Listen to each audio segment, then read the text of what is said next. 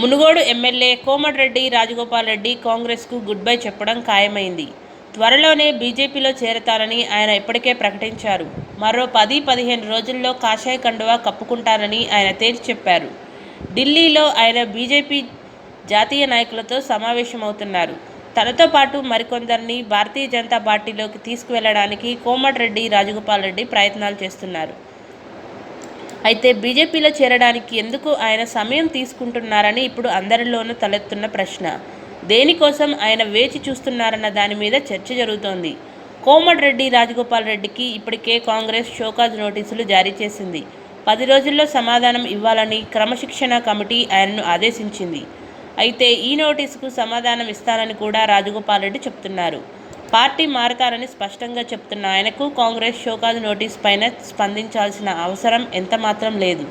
కానీ సాంకేతిక అంశాలను దృష్టిలో ఉంచుకొని కోమటిరెడ్డి వ్యవహారాన్ని నడిపిస్తున్నారు. కాంగ్రెస్ పార్టీ తనపైన క్రమశిక్షణ చర్యలు తీసుకుంటే దాని ఆధారంగా అనర్హత వేటు నుంచి బయటపడాలని రాజగోపాల్ రెడ్డి భావిస్తున్నారు. ఒకవేళ కాంగ్రెస్ ఆయనను పార్టీ నుంచి సస్పెండ్ చేస్తే దాన్ని సాకుగా చూపించి ఎమ్మెల్యే పదవి కాపాడుకోవచ్చన్నది రాజగోపాల్ రెడ్డి ఆలోచన. అయితే కోమటిరెడ్డి దుందుడుకుగా వ్యాఖ్యలు చేస్తున్నప్పటికీ కాంగ్రెస్ నుంచి పెద్దగా స్పందన లేదు. ఆయన పైన చర్యలు తీసుకునే విషయంలో ఆచితూచి ఆ పార్టీ నేతలు వ్యవహరిస్తున్నారు. ఆయన బీజేపీలో అధికారికంగా చేరే వరకు పార్టీ హైకమాండ్ చర్యలు తీసుకోకపోవచ్చు. కోమటిరెడ్డి కాషాయ కండువా కప్పుకుంటే తక్షణమే స్పీకర్కు ఫిర్యాదు చేయడానికి ఆ పార్టీ నేతలు రెడీ అవుతున్నారు. అధికార టీఆర్ఎస్ కూడా రాజగోపాల్ రెడ్డి మీద కన్నేయడంతో ఆయన పైన వేటు పడడం లాంఛనమే కావచ్చు.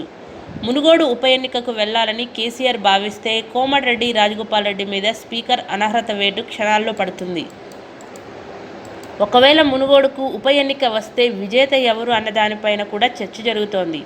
కోమటిరెడ్డి రాజగోపాల్ రెడ్డి ఈసారి బీజేపీ గుర్తు మీద గెలుస్తారా లేక అధికార టీఆర్ఎస్ ఖాతాలో ఈ సీటు పడుతుందా అనేది ఉత్కంఠ కలిగిస్తోంది. ఒకవేళ బై ఎలక్షన్ వస్తే మునుగోడు ఎన్నిక అత్యంత ఖరీదైనది కావచ్చు. బీజేపీ, టీఆర్ఎస్, కాంగ్రెస్ మధ్య గట్టి పోటీ ఉండే ఛాన్స్ ఉంది. బీజేపీ నుంచి కోమటిరెడ్డి రాజగోపాల్ రెడ్డి, కాంగ్రెస్ నుంచి పాల్వాయి శ్రవంతి రంగంలోకి దిగడం ఖాయం. ఇక టీఆర్ఎస్ నుంచి మాజీ ఎమ్మెల్యే కూసుకుంట్ల ప్రభాకర్ రెడ్డి రేసులో ఉంటారు. కానీ ఆయన పైన నియోజకవర్గంలో తీవ్ర వ్యతిరేకత ఉన్న నేపథ్యంలో టీఆర్ఎస్ బలమైన అభ్యర్థిని బరిలోకి దింపొచ్చు. మాజీ ఎంపీ గుత్తా సుఖేందర్ రెడ్డితో పాటు మరికొందరి పేర్లను టీఆర్ఎస్ పరిశీలించే ఛాన్స్ ఉంది. గుత్తా టీఆర్ఎస్ అభ్యర్థిగా బరిలోకి దిగితే పోటీ మరింత రసవత్తరంగా మారుతుంది. అయితే ఏ పార్టీకి అంత సులభంగా విజయం దక్కే అవకాశాలు లేవు. ఎందుకంటే మునుగోడులో కాంగ్రెస్, టీఆర్ఎస్ పార్టీలకు మంచి పట్టుంది. సిపిఐ గతంలో ఈ సీటులో విజయం సాధించింది. ఆ పార్టీకి కూడా మంచి సంఖ్యలోనే ఓట్లున్నాయి. సిపిఎం, బీజేపీలకు చెప్పుకోదగ్గ స్థాయిలో కేడర్ ఉంది. గత ఎన్నికల్లో కాంగ్రెస్ తరపున పోటీ చేసిన కోమటిరెడ్డి రాజగోపాల్ రెడ్డికి 97,239 ఓట్లు వచ్చాయి. టీఆర్ఎస్ నుంచి బరిలోకి దిగిన మాజీ ఎమ్మెల్యే కూసుకుంట్ల ప్రభాకర్ రెడ్డికి 74,687 ఓట్లు దక్కాయి. ఇక బీజేపీ నుంచి పోటీ చేసిన గంగిడి మనోహర్ రెడ్డికి 12,727 ఓట్లు వచ్చాయి. కోమటిరెడ్డి 22,552 మెజారిటీతో మునుగోడును దక్కించుకున్నారు.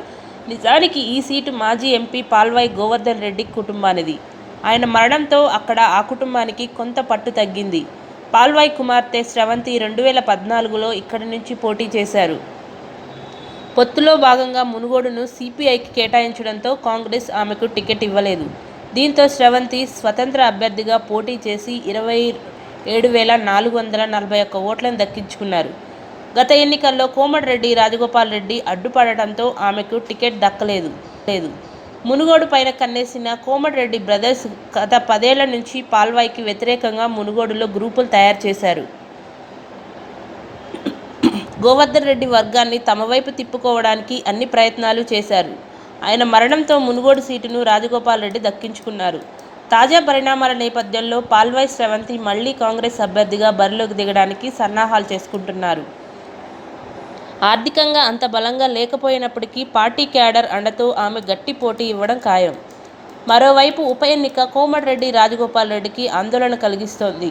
మళ్లీ పోటీ చేస్తే గెలుస్తానా లేదా అన్న సందేహాలు ఆయన వెంటాడుతున్నాయి. మునుగోడులో బీజేపీ బలం చాలా పరిమితం. పార్టీ గుర్తు కూడా చాలా మందికి తెలియని పరిస్థితి. ఇదే సమయంలో కాంగ్రెస్ కేడర్ పూర్తిగా కోమటిరెడ్డి వెంట బీజేపీలోకి వెళ్లే సూచనలు లేవు. కోమటిరెడ్డి పార్టీ మారడం కాంగ్రెస్ కార్యకర్తలకు ఏమాత్రం రుచించడం లేదు. ఆయన తీరుపైన వారంతా రగిలిపోతున్నారు.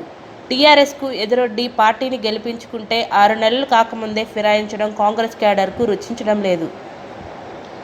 ఇదే సమయంలో కమ్యూనిస్టు భావజాలం కలిగిన మునుగోడు సామాన్య జనానికి కూడా కోమటిరెడ్డి తీరు ఆగ్రహాన్ని కలిగిస్తోంది. ఫిరాయింపులకు వ్యతిరేకంగా జనం ఇటీవల జరిగిన లోక్సభ ఎన్నికల్లో స్పష్టమైన తీర్పు ఇచ్చారు. ఉమ్మడి నల్గొండ జిల్లాలో 2 కాంగ్రెస్ ఎంపీలను గెలిపించి వారి ఆలోచనలను తేల్చారు. ఈ పరిస్థితుల్లో కోమటిరెడ్డి విజయం ఏమాత్రం సులువు కాదు. ఒకవేళ మునుగోడు ఉప ఎన్నికల్లో కోమటిరెడ్డి రాజగోపాల్ రెడ్డి ఓటమి పాలైతే బీజేపీలో ఆయన ప్రతిష్ట పూర్తిగా దిగజారనుంది. రెంటికి చెడ్డ రేవడిలా మారడం ఖాయం. దీంతో రాజగోపాల్ రెడ్డి ఉప ఎన్నికకు వెళ్లడం పైన సీరియస్గా ఆలోచిస్తున్నారు. మరింత ధైర్యం చేసి తన బలాన్ని నిరూపించుకుంటారో లేక సాంకేతిక కారణాలను అడ్డం పెట్టుకుని ఉప ఎన్నికలను తప్పించుకుంటారో మరికొన్ని రోజుల్లో తేలిపోనుంది. Subscribe us and press the bell icon for more interesting updates.